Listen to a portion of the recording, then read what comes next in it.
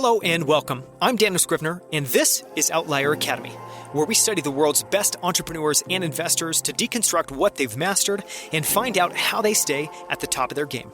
Today, I'm excited to share my conversation with Sebastiaan de With, co-founder of Lux and designer behind the award-winning apps Halide and Spectre.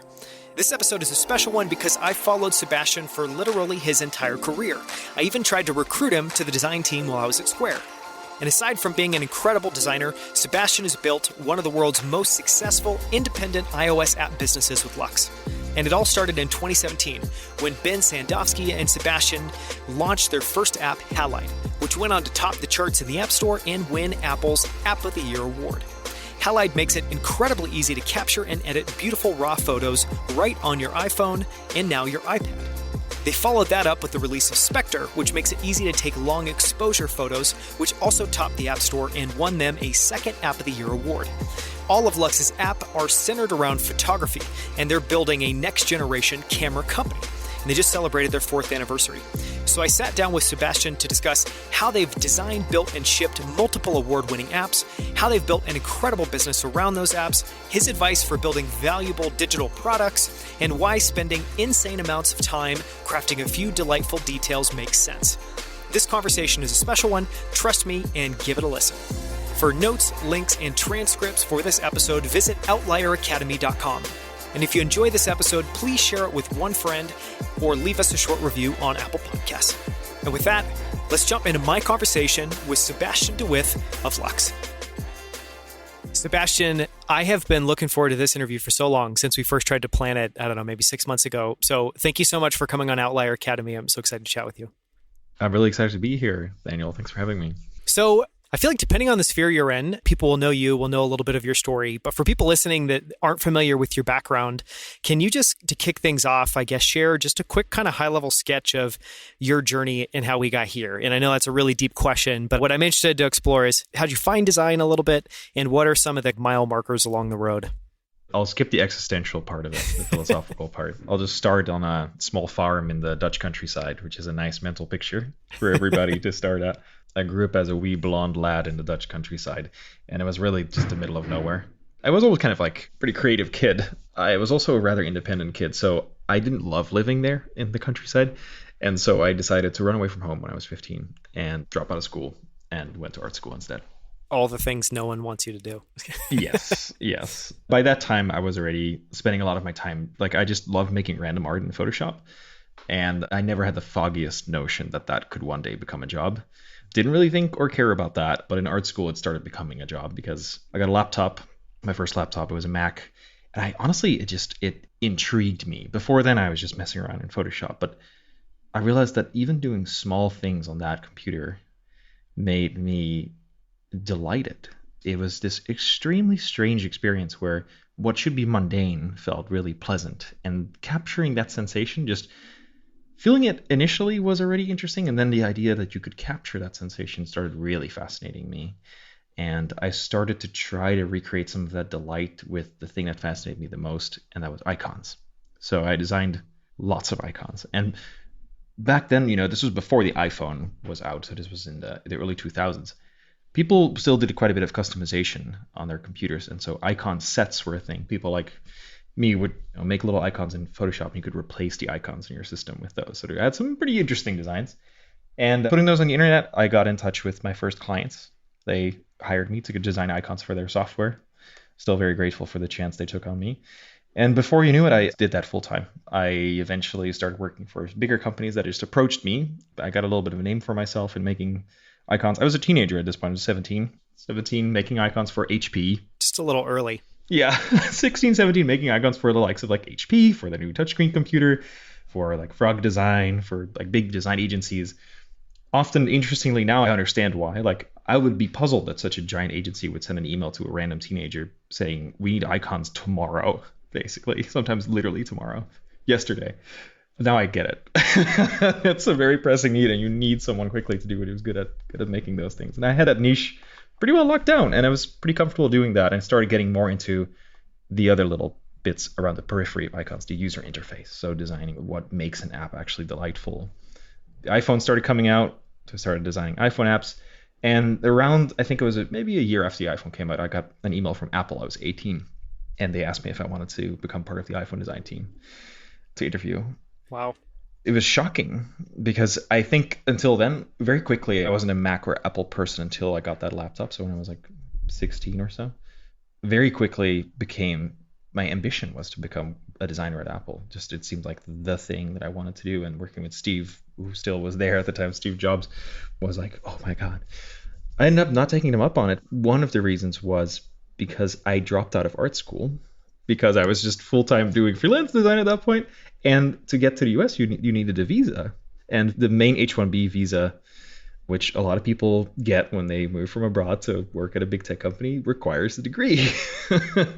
Yeah, we could kind of work around it. And Apple was actually really flexible about it, but I decided I didn't want to like upend my whole life at the time and try for it. So I kind of let that go, but ended up actually doing freelance work for them. So for 2 years full time, I worked as a freelance designer for Apple on MobileMe, or iCloud. Before it was iCloud, was a product called MobileMe, maybe one of the weirdest and worst brands Apple has ever made. It is, even reflecting, it does stand out. It does stand out as being especially unique. It's bizarre, not looking back now, that if you can believe it, that was something you bought. You bought the online service. It was optional. I think it was like $100, something like that, a box. It used to be called .Mac, and that would be like your sort of online services. And Steve, at the time, I was like, oh, it's going to be a dream to work with Steve. Steve was extremely unhappy with MobileMe and how it went.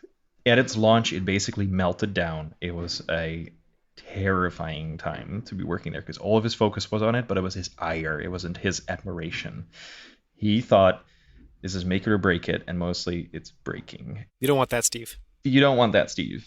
So it was immensely, immensely challenging, much more challenging than I could have ever thought it would be. But after those 2 years, I was also like, okay, I need like a break from things. I decided to finally move from the Netherlands. Me and my girlfriend broke up, and I was like, okay, I'll move to the United States. I'd already fallen in love with San Francisco. I was 23 at the time. And I started interviewing at a few different companies. I think I ran into you at Square back then. I was like interviewing there with Jack. I interviewed at Apple. I interviewed at HP, which by then had bought WebOS, which I'd done a little bit of work for. They sunsetted that entire product like less than a half year after I interviewed there. I'm very glad I didn't go with that. And there was a startup called doubleTwist, which I'd done design work for. They were an Android company, and I thought that was the most promising and interesting one just because it was maximizing my impact and doing something entirely different than Apple. They made Android apps, Windows Phone apps, totally different. So I thought, okay, we'll do that. I became the head of design at that startup. I was there for a few years. They basically spun down their operations, moved to Texas, and then I decided to take a break from a lot of things going on in life. Take a bit of a sabbatical. We can get into that later if you want to hear my story on like how I moved to the US, because that's kind of a crazy one. But basically got divorced. I left that job, had a moment of reckoning of finding my passions in life. Been doing freelance design since, basically. And then I was just living in San Francisco being a freelance designer until my friend Ben sent me a fateful message saying, hey, you want to make a camera app together? Almost 4 years to the day ago, we released this little app called Halide. And it was an app we made just because we were both avid photographers. We love photography. And we figured for us, there was no good solution out there. And maybe if we could make something for ourselves, it would be good for a handful of other people that might enjoy it. And since then, it has become a business. Just been slightly more successful than that. Yes, it has, to put it mildly, exceeded our expectations. And it's gone very, very well. And now we're the top camera app on the App Store. And we have a second app, which got the iPhone App of the Year by Apple in 2019, called Spectre. And now our hobby, our little tiny project, has grown into an impromptu business with an incredible success. And we're very excited about that. Well, it's an incredible story, and we're going to get into a lot more of it in just a second. I normally try to limit the questions I'll ask on someone's background, but there's two questions I have to ask, just kind of knowing yours. I think the first is, for that 2-year period, I had the experience of working at Apple, and, depending on what team you're in, your mileage just totally, there's not really a similar experience. It really depends on where you are, in the company there. So you obviously weren't at the company full time, but you were freelancing full time, and you got to work on something that sounds like I'm sure it was rewarding, but also really challenging. What did you take away from those 2 years? Was there any kind of big aha moments you learned about product design, about what it means to take those mundane things and make them delightful. What nuggets did you take away that you can pass on? Honestly, I think it was one of the greatest learning moments of my career, easily. And I think you hear that a lot, right? That's like a thing you hear from Apple. People say two things. One, I learned a tremendous amount. And two, it was incredibly punishingly a lot of work. They work you to the bone. I think it's because they tend to hire people that are really passionate, and you just can't turn that off. Your work consumes you. I have a friend now, and she's pretty far along in her pregnancy, but she says like, oh, like having a kid will be easy. It's my job at Apple that's hard. And it's like, it's almost tragic. That puts it into perspective. Yeah. It puts it into perspective. I think one of the things that really blew my mind was, and this was so different for me as a designer. I'd worked with clients large and small. Like I worked with Sony's and Mozilla's and HP's and all that stuff. And I would make a design and we'd present it to stakeholders. We would present it maybe to design directors or CEOs. And we'd be like, okay, this is the design. And people say like, okay, good. Or like, maybe we need to rethink it or something. But overall, it was a fairly normal design process with conception, idea. It was a little bit of iteration and completing. This at Apple, it was you make complete, polished, perfect designs. Not concepts, not sketches, not wireframes. This was back in the day when it was basically like dimensional artwork. These were like very... Especially Mobile Me. It was yes. like, I think, the epitome of the kind of physicality that Apple had. Physicality is a great way to put it. Yes. So we were working with materials like rendering wood and metals and all those things in the user interface. And that would be your design proposal. And we make several of those. It wouldn't just be one, like design, oh, do you like it or not? No, we'd make 10. And same thing with iconography. Like we'd make the best icons I'd ever make. And then it would go to a Steve review. And the feedback back would simply be like, no, just like the word no. And then the first time that happened to me, I can recall it really well. I was just dumbfounded. I was like, what do you mean no? And where do you go from there? Yeah. Yeah, I put my everything into this. I love this work. And you're like, yeah, everybody else who's already used to it just acts like it's the most normal thing in the world. And I'm like, yeah, okay, so we go back to work. And it's like, but I gave it everything and you didn't. Until now, you just didn't realize that you hadn't given it all. And the most valuable lesson to that was sometimes it's great to just, it seems like it's impossible. Sometimes it's great to just to throw it out and start over. Like that's why I made my best work. And it's also, I think, why it burns people out. Yeah. I have to ask you a follow-up question on that as well, too. And I'm sorry, I'll get out of this rabbit hole in just a sec. But I appreciate the rabbit hole. I had a similar experience at Apple where I had done a lot of freelance work up until I ended up working there for 3.5 years. When I was there, a lesson that I've taken away, because I've seen no company, no design team I've been a part of has embraced deep exploration as much as Apple does. And the story that I tell people is we would work on a project, they would literally set aside the first month or 2 months, which if you're working at a startup, that sounds insane. Like if you go to a startup founder and you say, hey, we're going to take 1 to 2 months to do explorations. We're not even going to ship anything, just explorations. They would blow a gasket, but Apple would do that. And I guess the lesson I took away from it was, you knew at the end of the day, and I worked on the marketing side a lot, that what was going to end up shipping on whatever project you worked on was going to be this beautiful but kind of small iterative step forward. But to get there, Apple would make you literally blow it out. You'd look at crazy ideas, mild ideas, simple ideas, and then you take the best of those things and bring them together into the project. And anyways, it was just a totally different way of thinking, but it informed so much of how I try to think about what you need to do to actually create great work. Is that your takeaway as well, too? And for other people that maybe hear that and think it's insane, what would you say to them about why it's not insane or why that's worth doing? Yeah, it's interesting because it does seem really wild as a process, but you can't really tangibly see the benefits of it until you go through it.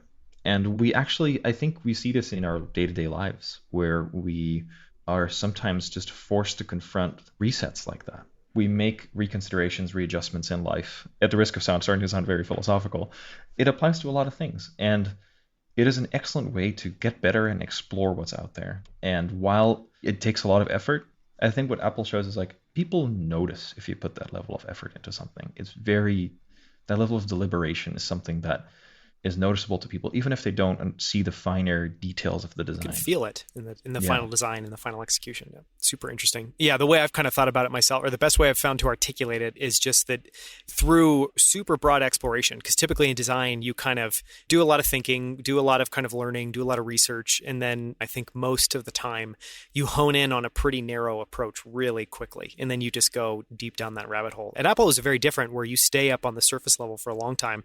You explore this thing literally from 360 degrees. Like you're going to have to, I mean, literally like part of the job was just sitting there being like, well, what else could I try? What else could potentially work?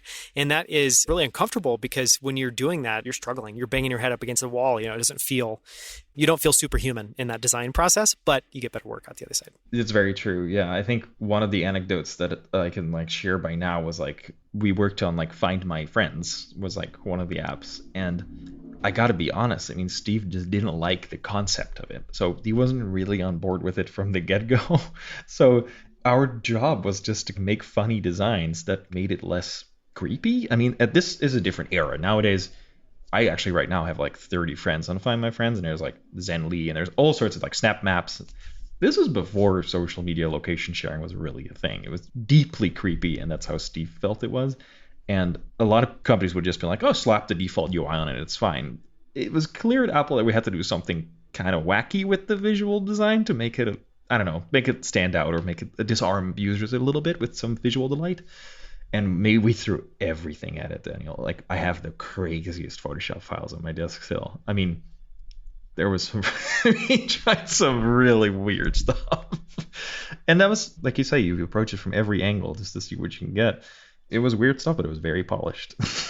Yeah, the last thing I'll say about that, let me get out of this rabbit hole and move on. But the last thing I'd say about that is what you learn going through that process is that's the only way you ever get to something surprising, because everything else is going to just be like, well, yeah, of course. You know, you have to really push past the obvious stuff, which is really challenging. And I think it applies to a bunch of other disciplines. But the example that I'd share is I remember this was, now I think iTunes has gone through one or two rebrandings. Now it's music. Now it's totally changed. But this was at a point in time in the previous version of it when it was still called iTunes and they were searching for a new icon for it. And we brought on 2 full-time people that literally all they did was explore different executions for that icon. And I specifically remember, we have these pinup foam boards that Apple would use all over the place. And these things are, for anyone that hasn't seen one, these things are like 4 feet, 5 feet wide by like 7 feet tall. And literally 2 of those were covered. And it was everything from what looked like a circus tent to what looks like a movie theater booth to physical stuff, not physical stuff, simple stuff, metaphorical stuff. It's just everything. And anyways, so, I think if for anyone listening, I think the conclusion to maybe draw from this is if you ever look at something that Apple does and you're just like, wow, how did they get there? There's not like there's geniuses that snap their finger and have this idea in 30 seconds. It's a lot of brutally hard work, as you made the point. Emphasis on the brutal. Yes. The other thing I want to talk about a little bit is your journey is fascinating to me because I remember when you would come up with those icon sets and I would still put you in the top handful of people, of kind of icon designers, visual designers in the world in terms of the ways that you could execute that. And maybe that's comfortable or not comfortable for you, but it still feels that way to me. But at the same time, you've managed to be not only great at visual design, but great at product design, which in my mind are 2 different things. So I guess I'm curious, the question I would ask from someone on the outside looking in is, how different are those things really? And do you find a lot of commonalities there? And just anything else to share about how you made that journey and what it was like to take that leap and go from one to the other? I think initially, because I'm such a visual person, I conflated that a lot. I was just like, well, if it looks good, it's probably good. And that led me, because you just breathe and live like, if you're a very visual person, you start absorbing a lot of that. You pull in products that are visually appealing to you, things that you just eat and live and dream it. And you quickly notice where the hangups are, where the visual polish stops and the sort of like bumpy road lies underneath. And I think that is what eventually made me transition towards being like, if I want to do this right, I got to design the whole thing. I can't just put a layer of paint on it. And I think the first time that it really came up was with HP when they just hired me to do like icons and stuff. And then eventually I just scope creeped my way in there. And I was just like, also, I just made this whole design.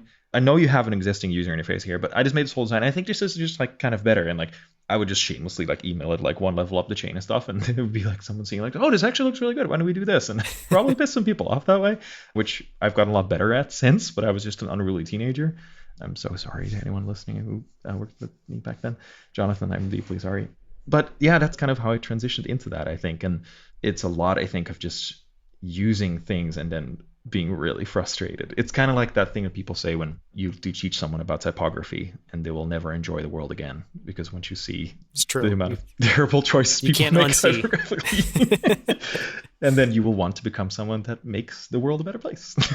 Or you'll just wish you could shut that part of your brain off. Yeah, it's just true. Please just cut it out. Difficult. Okay, so jumping then, I want to start getting into the story around your first app and then how that kind of transformed to Lux. And we talked about at the beginning that I know you shared this for anyone that's interested. I actually don't know the website. So I know people can go to luxcamera.co. Lux.camera, yes. Lux.camera. Okay, I almost got that right. So anyway, for anyone curious, please go to lux.camera to be able to see all the different apps. And I know there's a blog post there you guys recently shared where it has a little bit of kind of the origin story. But I think what I was curious to explore is if you could just flesh out a little bit more how that app came to be. So I know you guys are both photography buffs. I know you probably felt like you had a great photo in data stored somewhere, but maybe you couldn't get it into the app. Like, talk about, I guess, was there a moment where you decided to build this and knew exactly what it was? Just what was that kind of journey like? Because I think it's interesting you scratched your own itch. And it's also interesting that you entered a space that I think for a lot of people would say there's no way you can innovate, in the space. Yeah. It's interesting you say that because I was talking to someone yesterday and I was reminded of when we launched it 4 years ago. My mother was visiting at the time and was living in North Beach in this apartment in San Francisco. And I hadn't really kept up with her, what I was up to. She knew I was like doing consulting with companies and like putting together design teams and that stuff. And she saw me working on my laptop and working a lot. And she's like, what are you up to? And I was like, oh, I'm actually making a little camera app thing. And so it's one of those things where you're like, don't worry about it. It's nothing, And she's like, oh, interesting. And she doesn't know that much about apps. She doesn't have a lot of apps on her iPhone. But she literally said, aren't there just a lot of those kind of apps already? So, yeah, I did it against like knowing better, basically, getting into it. But I'm not sure if people remember the old iPhones had a camera app that had this really nice, like silver metal sort of interface. And if you took a picture, there was this sort of aperture shape that closed on top of it was really cool because it was an effect they used to hide just how atrociously slow the camera was. It was just a very poorly performing, very bad camera, but it felt really magical. And I think since then I got more and more into photography when I moved to San Francisco. It's actually the reason I moved to San Francisco, and that's a whole longer story altogether in a way. But I always wanted to do something with that passion. Like I felt like there was a good overlap there between like the interface and the camera, because if you use a digital camera nowadays, you know how frustrating it is to be overwhelmed with all the knobs and buttons. And if you use your iPhone, you're almost similarly frustrated, especially back then, with how little control you have. So I thought, wouldn't it be interesting to explore if there is sort of a middle ground here? Because my mom was right. There were a lot of other apps, but they all resembled, like, if you've seen the HBO show Chernobyl, they have this control room, and it is filled with, I think, 39,000 unlabeled buttons and dials and like little lights. That's how they feel to me. And it's fine. Some people want all of the complexity, all the control. But to me, someone who is a photography enthusiast, that's intimidating. And I can't imagine how other people feel using that. So I thought, maybe we can do something here. Yeah. Super interesting. And so there's kind of two parts of that I would love to explore a little bit. I think one is obviously the design user interface layer, but the other is the kind of underlying technology and all the engineering work that goes into that. And I know something I think that's unique about what you're building is you and Ben are both amazingly talented at what you do, and you kind of knit both of those sides together. So I guess my question is, it sounds like on the design side, you were looking for something in the middle. You maybe had a little bit of an insight about where this app could kind of slip into that. On the engineering side, was there like, oh my gosh, here's all these things we could take advantage of that no one's taking advantage of? And what were some examples of that? The way it kind of all started was actually Ben sending me a Twitter DM. Isn't Twitter great, by the way? Like, Twitter changed my life, honestly. The amount of people I met through Twitter, that's the whole thing altogether. But I'm with you. Truly, gratitude for a moment there. But he reached out to me after, I think it was WWDC 2016, when Apple announced that they were going to add an API to take raw photos on your iPhone. And the stock camera app wouldn't support it, but you could then control the shutter speed, the white balance. Like, there was going to be some programmatic controls for things like manual focus. And Ben had just read an article I wrote on the Leica M, which was a camera that is very much a purist's camera. And I love that camera to death. I used it for a while. I literally crashed my motorcycle and fell on top of it. And like, I was hurt more than the camera, I think. They're beasts. They're just tanks. Lovely, super German utilitarian design. Nothing but admiration there. But having read that, he was like, it seems like an interesting person to develop a camera app with. So he sent me a message saying like, hey, this is possible now. Would you be open to working on an app like that together? And I, like I just mentioned, thinking about that for a while. And I was like, yes, let's meet up. So we met up in a coffee shop in San Francisco, halfway between North Beach and Van Ness, where he lived. And immediately just clicked. Like he had a little prototype. There's some hilarious screenshots I can link up. I'm sure it looked great. It was one of those classic engineer designed apps. I think it was called Zeit back then still. And then we just started working on it as a little side project. And I think it was a bit under a year later that we decided to launch it. Maybe the last question I'd want to ask there is, what did that year look like? We talked a little bit about that Apple process. What was the process of you and Ben fleshing this thing out together? And I think too, what was your process on the design side to try to get to what you felt like, oh yeah, this is what this app should look like and feel like? Yeah, that's so interesting. The process is like, it was so refreshing to me because at the time, freelance design for me was like coming into companies and either becoming a design lead for a little bit or putting together a team for them or just doing, individual contributor stuff and designing products. And it was always with a team. And I'd come off a design manager role, like head of design at a startup. And before that, I was obviously cog in the large Apple machine. This was a delightful little one-on-one project. And if collaboration is good, it can be great if you are really in tune. And me and Ben are just incredibly in tune. In that first year, we didn't build prototypes. We built actual functional apps. Like we would just be like, oh, let's try this. Then we just build it. And we would just play with that. And that's how we came to like a lot of the gestural interactions that are in there that kind of make it special. We never kind of bothered with, I'll put a framer thing. Like previously with other companies, I've built prototypes. But it was also so close to the metal. You want to have a real camera that like we just kept using it. And that was an awesome process. We would work on it mostly like 2 to 3 days a week. So in like the weekends, I had a lot of like design work. I was working with an email company, Nihilus at the time, designed their product. And yeah, I think it accelerated towards the end because we had sort of let it sit for a little bit because we were both a little too occupied. And then I think in April 2017, I sent a message to Ben and I was like, okay, let's finish it. Let's wrap it up and we'll get it out before WWDC. And we really worked hard on it. That was like, we were very much just working on it 7 days a week at the end there. And just like any other project like that, they were personal projects, from your own websites, you're deeply unhappy with it, but you're like, I should ship this. It's not done, but I think we should get it out and then we can say we did it. That was kind of like what that year was like. And we really had no expectations finishing it. We truly were just like, it's all right. Let's just release it. I'm sure you had both stared at it for so long at that point.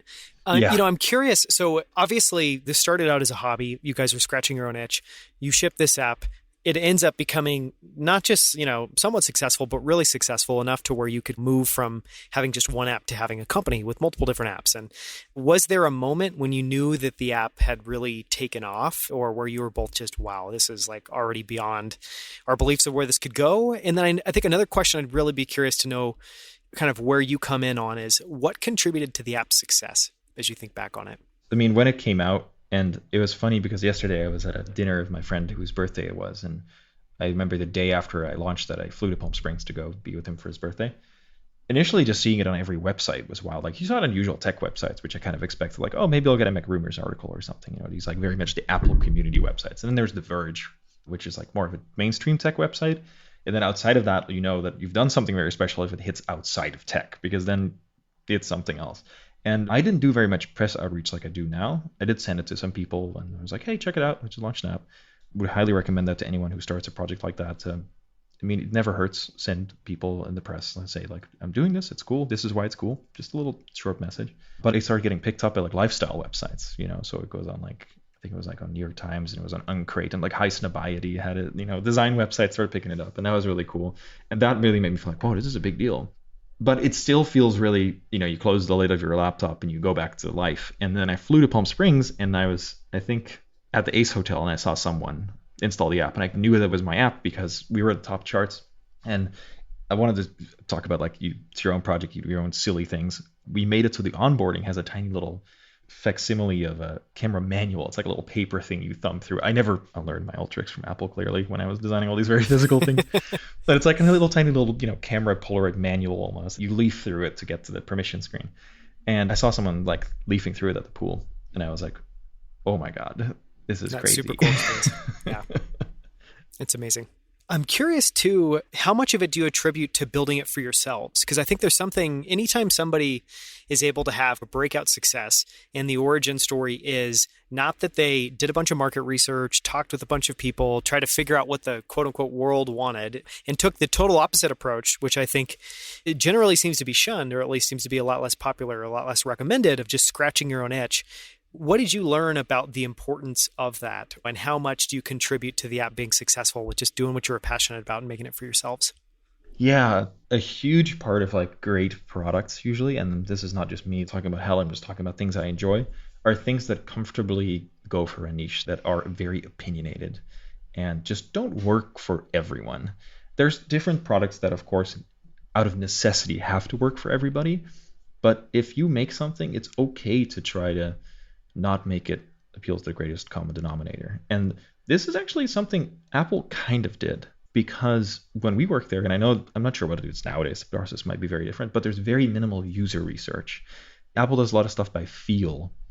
And I think one of the greatest underrated things in technology nowadays is intuition. A lot of people try to kind of chase the metrics, look at the absolute things, and you think you have control over it. You can get lost in those things and give yourself the illusion of control. But when it comes down to it, design and engineering, a lot of it can be made great by just trusting your intuition and going after like passion. And I think for us, that definitely contributed greatly to the success. Because if we had asked, and this is a very tired trope, it's like the Ford quote, like if I had asked people what they wanted, they would have said like a horse with wheels. Very much never heard it say that way. I like that version. A faster horse. But I'm just making it funny. But like if we'd looked at what users wanted, it would have been a drastically different product. And maybe that would have been a different niche altogether. But I think there is something really to be said for opinionated products. I love that. You had so many great little points in your answer there. So I want to transition now and talk about Lux. And there's a couple things that I think are super interesting there. So you have this first successful app, then you end up shipping Spectre, which is the second successful app. Now it's turned into a company that looks like it's, I guess from the outside looking in, it seems like you're building the next great camera and photography company. How do you guys think about the mission and why be photography specific in what you're building in that space? We started out by just following our passion, and we were both just passionate photographers, and that's how we ended up with that project and ended up with the project looking and feeling the way it does. And that has completely shaped the company culture. We've grown, like we took our first engineer, and we were very deliberate in trying to find growth there. We weren't just like, okay, we need more engineers, so let's find any engineer. Our dream is to work with Rebecca Slatkin. She was a friend, she's a peer, she's incredible, just an inspiring and fantastic developer. And we didn't want to compromise, just like we didn't want to compromise on what we delivered as an app. We set off to make that possible, and we did. And that's kind of been like the guidance ever since. And you're observing very correctly in that we are really aiming to become a photography company. We've actually done a little bit of consulting with larger camera brands for photography, improving the photography experience. And we intend to keep doing that as long as it fits in our realm. I think everything is going to keep being driven by that North Star of just we're passionate about imagery, photography, and everything that is adjacent to it.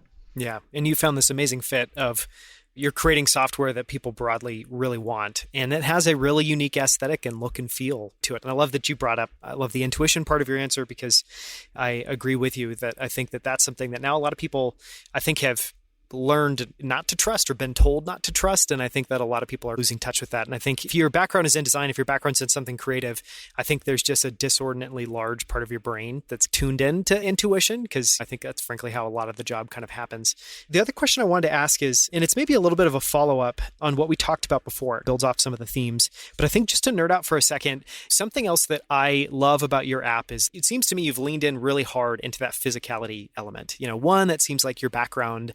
I know that you have a deep affinity for physical things, which maybe you could talk about for a little bit, cameras and motorcycles, and what you've learned from that, how it's influenced the way you build product. So maybe we can start there, and then I've got a couple other follow-up questions. But I'm curious for your take on your love of physicality and how you see that fitting into the software work that you do.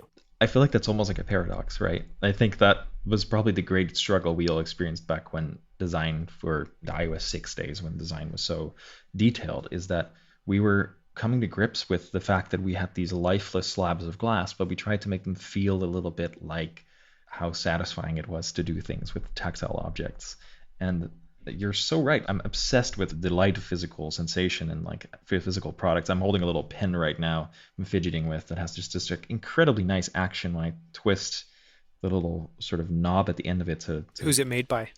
I forget exactly what the company is, but it's, of course, what else? It's a Japanese company, and they make There we these. go. It's just one solid piece of, I think, plated brass, and just little knurled knob at the end has a very, very nice action. And that's one of the things I noticed with photography. Like, I love the physicality of the older film cameras. Like, I got into it with like a Canon, like anybody does, one of those EOS little digital bodies, and it feels like a fight, kind of. You have this thing that is a little computerized. It kind of tries to be smart. You'll see people like the flash comes up and then people push it back down and it's like, oh. But if you give like a film camera to someone, the first thing they do, without fail, is they look at it and they're like, oh, and they see it looks really pretty because usually they're kind of silver and they reflect light, which is like, there's a whole thing to be said there about the way cameras used to interact with the light they capture, and now they're just black. And then they start twiddling those little knobs. There's like all these satisfying little tiny aperture rings and focus rings and shutter speed rings. And even if you don't know what they mean, it's clear that someone put a lot of thought into how it feels to use. So it's a good tactile sensation and that it is a pleasant thing to create as an extension of your eye. And that's something that kind of gets lost a lot, I think, in modern appliance design. We can either oversimplify things, so it's just completely featureless stuff. But like, there was a YouTube account at one point, I think maybe it still exists, called Knob Feel, and it is just someone going to like hi-fi stores or like whatever. Yeah, don't Google search it, just search it on YouTube so it's safe. But he just twists little hi-fi equipment knobs and it goes like, and if it's like good, it's good, I love it. Yeah, that was definitely a big inspiration and an endless pursuit, because how do you make that app on glass tactile? How do you get a feeling like that? It's very, very challenging. Yeah, it's easier with haptic feedback. It's easier with, I would guess you guys spend a lot of time iterating on animation timing and super small details. And I would love to talk about that for a second. We could take this question in a bunch of different directions. It could be around animation, around other things. But I mean, maybe to draw a little bit of a parallel, something that I love that you did, which it seems like is maybe inspired by Leica or just the kind of typography that you would find on camera lenses, which is very unique. I don't even quite know how to talk about it. Otherwise, that looks mechanical. Actually, I've got a book at home that's an older book. It's one of the kind of weird vintage books I have for no other reason than I just find it pleasing.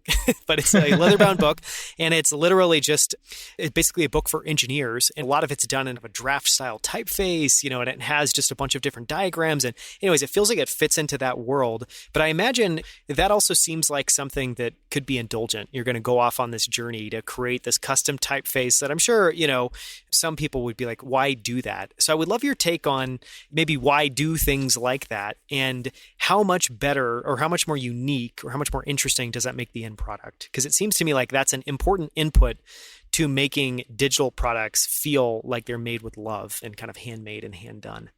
Yeah, it's nice to think about, like, I can immediately like imagine the book that you just described, that it has that certain feel to it. And I think I loved having it start out as a side project because I could just go off the deep end with that. And I went fully off the deep end. At some point, I was looking at a few of my vintage camera lenses and I realized, the typography on these lenses is so nice because there is a physical restriction here. They had to route the metal with a round router bit, and then they have to draw kind of straight paths, and they make minimal curves. Basically, you can't really make the nice humanist typefaces we have nowadays. Nowadays, mind you, they can, but back then it had to be routed, and to do such a mechanical thing, I think they probably did it with fairly strict restrictions on how this router bit could traverse, like straight or diagonal. So I thought, of course, I can spend as much time as I want on this, so I'm going to make a typeface that has the same limitations. So we made a typeface for Halide that we set the UI in, and we even matched the iconography to be the same weight. So the quote unquote router bit that does the etching in the interface, which is obviously not actually. I love this level of detail. Yeah, it's the same size. So it all like balances out. And for Spectre and Mark II respectively, like our updates and the new apps, we did the same thing. We started making new typefaces to kind of respect the boundaries and respect the style of those things. And that, I think, is one of the ways that we got to kind of capture that. Another, which I thought was fun, was try to create throwbacks to how cameras work, but without like a very clear visual cue to it. So the gestures, for instance, on how you adjust exposure and focus. If you hold a camera out, if you just envision it, like if you're listening, if you hold a camera out in front of you, there's the lens on the front, And then there's at the top, there's usually a dial that you can twist for the shutter speed. You twist that dial when it comes to like directions up and down, and the lens you turn left and right to basically change the focus if you're focusing manually. That became sort of cardinal directions in the app. So you can swipe anywhere. Like that was that point of frustration I have with the built-in camera app. Like you had to like tap on it to change the parameter. But if the moment you tapped, you had given intents to the camera, and the camera had to guess what you meant. It had to guess, do you want this exposed or in focus? And having a two-dimensional interface lets you declare that intent. So we let you swipe up or down to make it brighter or darker, or left or right, which is kind of a throwback to the way, quote unquote, the cameras of old, not phone cameras, work, to adjust those settings. That was like just kind of a, quote, invisible way to bring a tactile dimension to the app as well.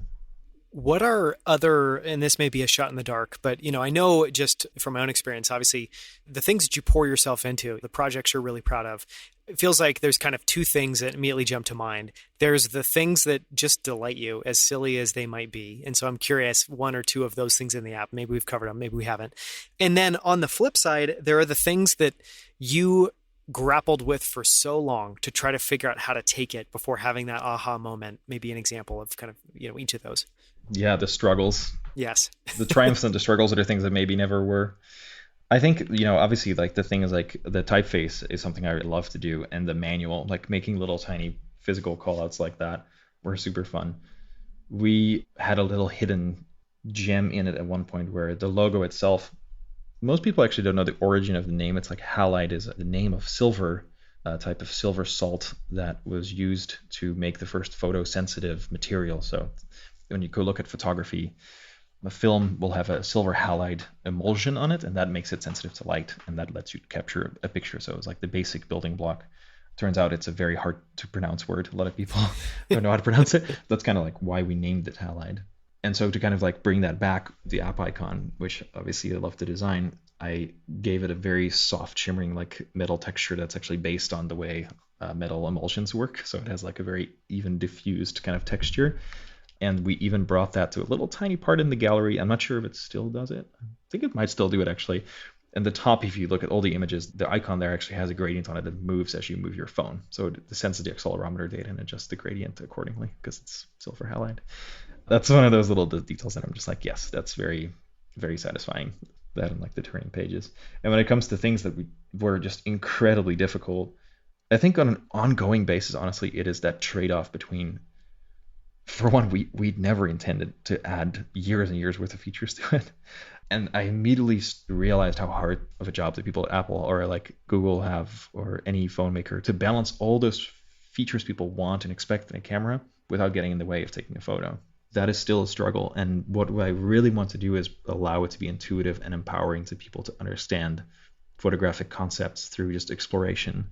So you can choose manual settings and understand how shutter speed affects your picture, because the direct manipulation gives you kind of an idea.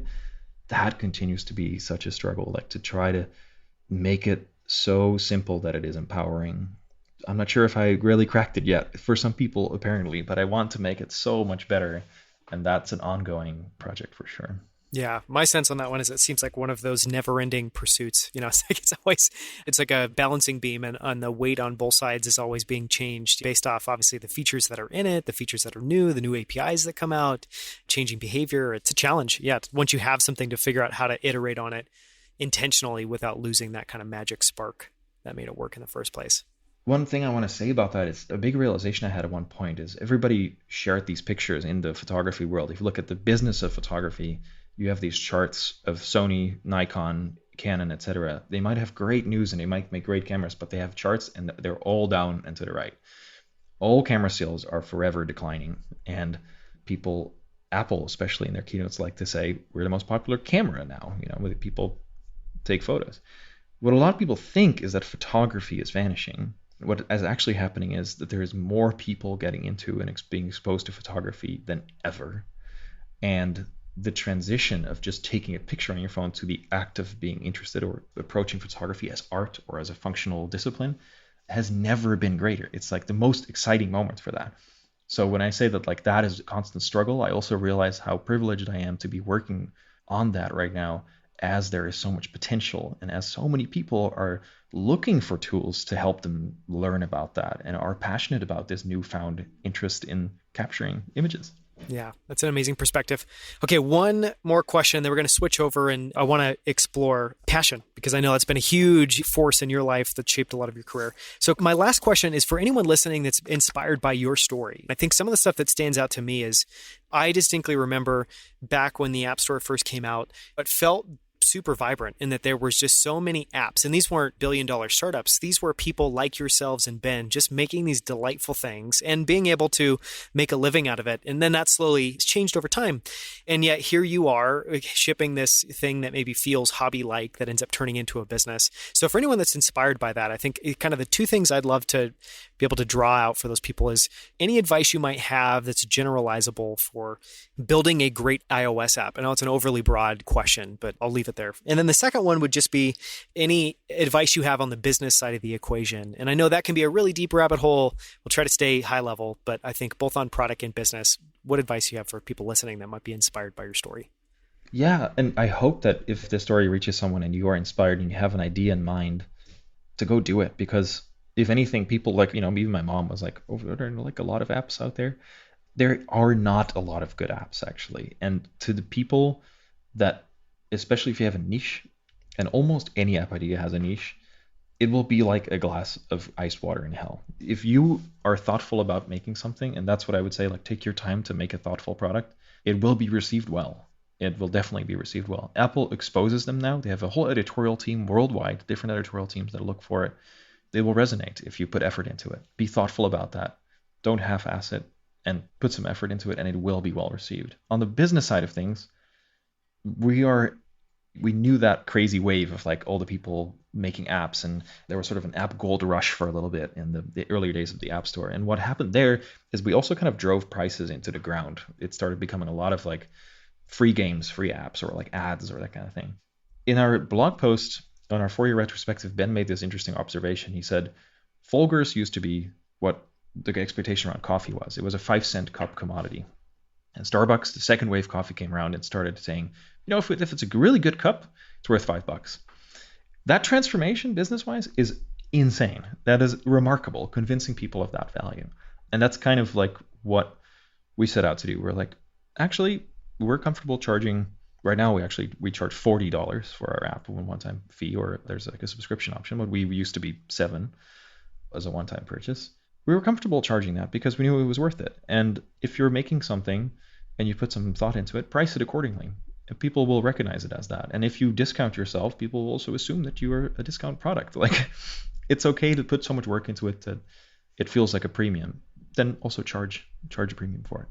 Yeah, I think it's a great advice. I love just the focus on thoughtfulness because I think that so much falls underneath that. And it really does, I think, sum up kind of in one word the nature of the apps that you've made. And I think why Lux and its apps have stood out in a sea of pretty shitty apps generally. Apps that, generally check a functional box or don't make your day better, aren't something you enjoy interacting with. It's almost like this dreaded thing you have to open and get something done in and then hopefully close as quickly as possible. Right. I mean, delight is like fundamentally undervalued as well. We'll always say that. Everybody remembers the first time they used Shazam. And if you chase that, if you manage to get that in your product, I think you're going to do just fine. Okay, I want to switch over and explore passion now. As I was thinking about this and just before the interview, there's a bunch of different things to explore there. So I think the one that I wanted to start with is, I think if you could just talk about why passion has been so important for you. When I think about that in my own life, the common retort that I hear back is this debate on should you follow your passion or not. And generally the advice that I've heard is, well, no, you shouldn't. You need to do something logical. And I think it goes into, it feels like we're in a wave of life where it's like, don't trust your intuition, don't trust your gut. You want to use data. You need to use data all the time. That's the only way you can make good decisions. So how has passion shaped your life, your career, and why do you feel like it's the right call to follow your passion? There was this great economics interview, I think, or like a lecture in Berkeley at one point, and there was I forget, he's pretty well known as an economist, and he said, people will tell you to chase your passion. It's bullshit. All of those people were exceptionally lucky. And I'm not discounting that, but I don't think it's bullshit. I was exceptionally lucky, and my passion drove me to some of the worst failures of my life and some of the greatest successes of my life.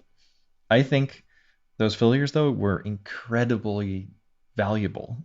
And that's the thing. People often think when they say, like, oh, chase your passion. And if you don't succeed, that you have wasted your time. You may have failed, but you never waste your time. You learn the mistakes that make you the person you are and will produce your better outcomes eventually. And I think when it comes to like moments where my passion led me to like successful things like Halide, those are moments I'm like super grateful for. And there was also a good amount of luck involved. But like I said, I think the most important thing to remember is when you do things with passion that other people will recognize it and appreciate it more. And that's why you can almost always get success with it. And it'll put you in a place where you learn from that. I love that. I love that perspective. That was another question I wanted to ask is just on the note around, I think, piggybacking off what you said there, I think for some people, they're like, oh, passion equals easy, that something is easy. And I think people have a hard time squaring up that you can be passionate about something and it can also be brutally difficult, but it's worth continuing to kind of engage with it. So in your journey, you talked about, obviously, it's brought you to some of those failures.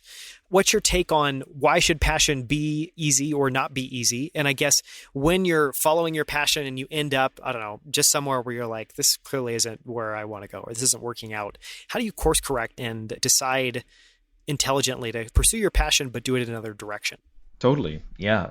It's interesting because I think a lot of people confuse like working on something passionately with it should be fun all the time, which it's not. There'll be a lot of moments where you're thinking like, why am I doing this? But the fact that you're still doing it while thinking, why am I doing this? That probably indicates that you're somewhat passionate about this. And when I was working as the head of design at this startup, at some point there was times where I was like, why am I still doing this? And I was really quite burnt out by the end of it. And I was in a bad place. I won't be shy about saying, like, I was very depressed. I was going through a divorce at the time. That job moved away. I felt professionally like it was a big setback, seeing the company scale down and having to force myself to reconcile new things. I thought for a while, am I really enjoying this still? And what really helped me gain perspective in that was taking a really extended break from it. Me and my friend, I'm very grateful and privileged to have an amazing friend that one night was just sitting on my couch and we were drinking whiskey and he's like, I just learned how to ride a motorcycle. And he's like, you want to go to Alaska? And I was like, Stuart, I'm asking if this is a serious question, because if it's serious, it has very serious implications. You can't take it back. Are you serious? And he's like, yes. And I was like, okay, let's do it. And we spent 3 months riding to literally the end of the road in Alaska. We rode all the way to the Arctic Ocean. And it was a very, very transformative journey for me.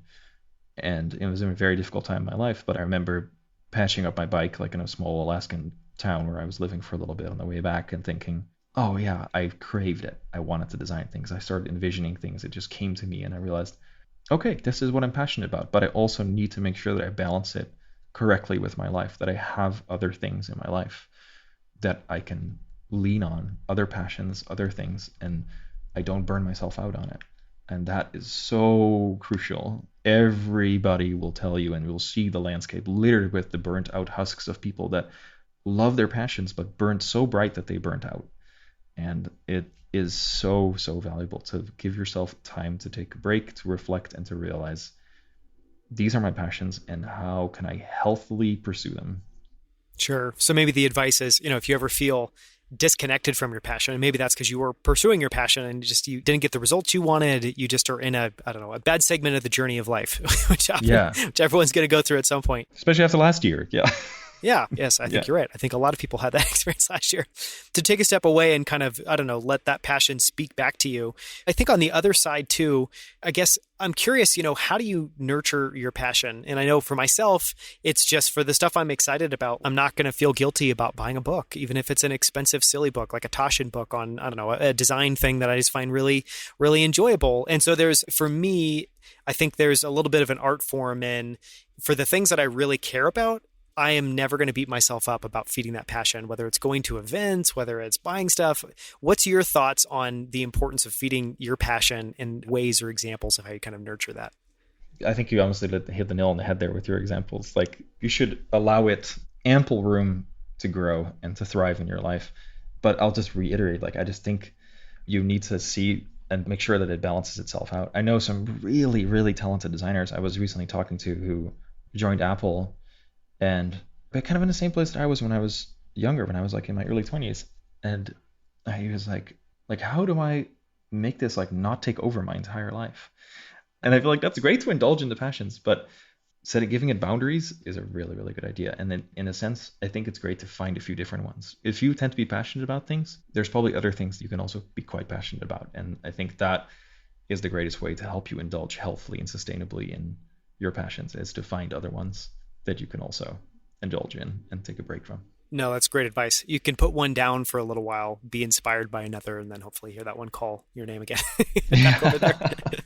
This has been awesome. So I want to move just to a few closing questions. I think the first is, we've talked about it a little bit at a high level, but one question I've just really enjoyed asking people recently is for a favorite failure. And I know in your journey that obviously, and part of why I like that is, I know for a lot of people, obviously, are just kind of the common image is if it's a failure, it just sucks. But, I think that there's also those things that you failed at that you're proud of yourself for trying and that you're glad you got to the other end of it and you maybe recognize why it wasn't successful.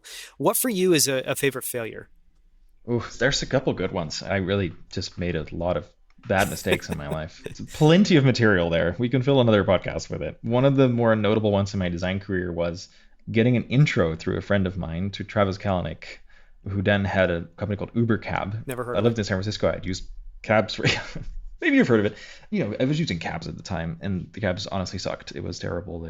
I would call one for my girlfriend, and you had to go there to work. It just wouldn't show up. And then we had this thing, and it was slightly more expensive than cabs, but you could just order a car and all that kind of stuff. But Daniel, the design of this app did not spark joy. It was very bad. It was very, very badly designed. So I sent an email and I was like, hey, the experience here, talk about user experience, is incredible. But your actual user experience design, quote unquote, is atrocious. Can we fix this? And I literally did the same thing I did at that time with HP. I already mocked it up. I had already made super nice comps. And sure enough, went to Travis directly, and Travis was like, this is really cool. We got to meet. And we met up. I went to the office. It was like a tiny, scrappy office by then, one of those corner buildings in the financial district in San Francisco. And he was really excited. We had a great meeting, and he walked out, and they were like, okay, I was still the head of design at this startup at the time, clearly still doing my little passion projects. He was like, okay, we love it. We want to put you on design. Let's do it. And I never replied back. I was like, car app, kind of boring, whatever. I love that you had gotten that far in where you had already mocked up, which takes, I'm guessing, hours and hours and hours and hours to get to the point where you're excited about something to share it. Yeah. And of course, being the classic me, I had done the app icon and stuff too, because I couldn't stand it. It was this big red U on a white background with the little glossy effect, the default glossy effect. And I was like, this won't do. Okay, it's going to be black, like the cars, and it's going to be really nice and premium, yada, yada, yada. I cringe thinking about it now. I not even saying no thanks, not interested, thanks for the offer. Literally just ghosting the CEO of Uber, being nah, that's a good one. Whatever. That's a good one. Yeah. Any others come to mind? Or maybe that's at the top of the list. Another favorite one is kind of failing by success. Like I mentioned, Steve did not Find My Friends. He was just not a fan of it. One day we came upon, maybe Steve supplied it, a piece of leather which he really, really liked. And we proceeded to, this is after literally months of designing perfect interfaces. They were so cool and so nice in different versions. They all got shot down. And so we made the app leather. We had 3 different kinds of leather, a black one, a brown one, and a blue one, sky blue, bright blue. And it became a brown leather app. He loved it. And when it came out, it took a long time. Now people don't realize this, but Apple's a very slow moving company. They're not working on the iPhone 13 now. That's been done for years. They're working on the iPhone 15, 16, etc. So it finally came out. I was not working at Apple anymore. There was a keynote, and Eddie Q was presenting Find My Friends. And this big leather stitched icon shows up on stage. The same day they filed the patent application for it too. I'm still named on the patent for that icon. My name is forever attached to it. And it's a stitched leather icon and stitched leather app. And people were like, I'm not sure if I can swear, but what the bleep? Why is this leather? What the hell? Everybody was just making fun of it. At this point, it was kind of the wave of this physicality in design. Some people refer to it as skeuomorphism, but it's only appropriate when it actually resembles a real object. But I digress. Was getting a little much in some cases, a little extreme. We had Game Center was a poker chip table with green felt and wood. And people were just using this as the example of, okay, now it's gone too far. It became such a joke. And I happily took credit for it, even though people were just what was Apple thinking? This is the worst design I've ever seen. Gizmodo made an article, why is Apple making the iPhone look like the ugly Wild West? And it was really funny. And it was probably one of my favorite failures of I mean, we succeeded in making the design unique and making it go past Steve. Yes, it was iconic. It was iconic. Iconic in a way the PT Cruiser was iconic, you know? Yeah, that was it. And I think people will still remember it for sure. But it was a notable failure to produce the thing people, I think, wanted it to look like. I'm so glad I asked that question because I remember that. It's kind of funny. I'll just share it really quickly, but that's not uncommon. Like I remember we were at Square. So before the Cash App, we went through multiple iterations of this thing that was called Square Wallet and tried a bunch of different executions. And I remember one of them was literally modeled off of the denim on Jack's jeans, you know, and like that was another example of literally it was like this specific type of denim. What if we can get that into the app? And maybe that one was slightly better received, but I wonder if people knew that Steve chose that leather, if that would have been a different take on it. Maybe not. Yeah, a lot of people were like, man, Scott Forstall really liked whatever. And I was like, it's like kind of biting my tongue, like, oh, Scott. But I remember Robert talking at the time about like having a bunch of wallets that you guys bought to like explore different leather finishes. And the iconic one was the Hermes wallet that was like, you know, had the right leather grain and the wallet's cut-ins and all of that stuff. Card case and wallet were beautiful projects too. They were beautiful flops and no one wanted to use them. And, you know, that's a whole separate story. But anyways, it was just a funny parallel there. I'm curious. I want to ask this question because I'm just super curious for your answer on it. What is your definition of success? You can take that any direction that you want, but I assume that that's something you've thought about quite a bit. You probably have an interesting answer there. Yeah, that's interesting. I think I've been kind of like forced to reconcile that as I see a lot of people that have gone different career paths than me, you know, and I'm kind of maturing and seeing new people come into the industry and making a choice between like, well, chasing your passion or doing like your own personal projects versus just working for the man. And I think either is great. And it all depends on your own personal definition of success. And for me, it's just to find absolute delight in what I do. I'm so grateful and so privileged that every day I get up and I get to do what I do. It has become a bit more businessy this year, but as you go through that phase, I'll eventually be able to focus on the things I like again even more. But that is to me just success, just that I can choose to, I don't have to do things that don't just make me unhappy. I optimize for happiness, and that has never let me down in my life so far. And if that is a selfish definition of success, I'm fine with that. But as long as it doesn't harm anyone else or does harm to the planet, I think that's my definition of success. It's a delightful answer. I've once heard that said as the goal of having everything on your to-do list be stuff that you just can't wait to do. Oh, and I like that. It's a rare day or rare moment, depending on the phase of life you're in. That's the case. Okay, last question. You talked about that pin on your desk a little bit earlier, that Japanese brass pin with the just amazing feel. What are other well-designed objects, apps, or things that you just love? And they can be as silly, as stupid and dumb and small as silly as you want, or they can be like the motorcycle that you drive. I still love Leica cameras. Leica cameras are just delightful. I shoot with a Leica M10 now, and I love just having a manual focus lens. And I realized very quickly that it's great to just, if you mess it up and you get the wrong shot, you can say, it was me. I missed the focus. I had the settings wrong. It was my bad. It gives a great sense of agency over your mistakes and over the picture, because it's not that fighting that little pop-up flash thing anymore. It's not saying like, oh, the camera focused on the wrong thing. No, it was you. and using it's wonderfully clearly designed. It's solid. It's made out of brass, just like that pen. It's dense. It's lovely. I really like it. Another really nice thing that I recently saw Bart put out. A lot of people don't notice, but Polaroid is one of the most inspiring stories ever. Edwin Land, the inventor of the Polaroid, completely reinvented photography, and the company basically slowly slid into irrelevance and it was then sold off in little parts to places, and the trademark went to like Android phones and TVs and all sorts of nonsense. But a couple Polaroid enthusiasts in the Netherlands bought an old factory to restore it, to keep the old way of making that instant film alive, and they did pretty well for a while, and then they managed to get enough money together to buy part of the Polaroid brand to make Polaroid cameras again. And for a long time, they just refurbished old ones, but now they made a new one that's really tiny, and it is really a proper little tiny Polaroid, and I like everything about it. It's delightful. It's called, I think, Polaroid 1. Super small white camera, comes with tiny square pictures. So like old Polaroids, square, but much smaller. And everything about it, Daniel, everything about it is a delight. It comes with a little sticker set. And the sticker set has like a little sticker of it sticking its tongue out, because to prevent the picture from getting exposed immediately, it actually has a little tongue that sticks out now. So they changed the design a little bit, but every part about it is just designed with so much delight and joy that it's clear that the people who worked on it loved working on it. And that's just, you feel that. It's so cool. Yeah, that's something I think to check out. That's so neat. And it's a perfect place to end on, because I think just an amazing example of people making something out of passion, which is very clearly what you and Ben have been able to do with Lux and Halide. And yeah, just the fact that well-designed things made by passionate people that are done thoughtfully stand out in the world. Kind of crowded.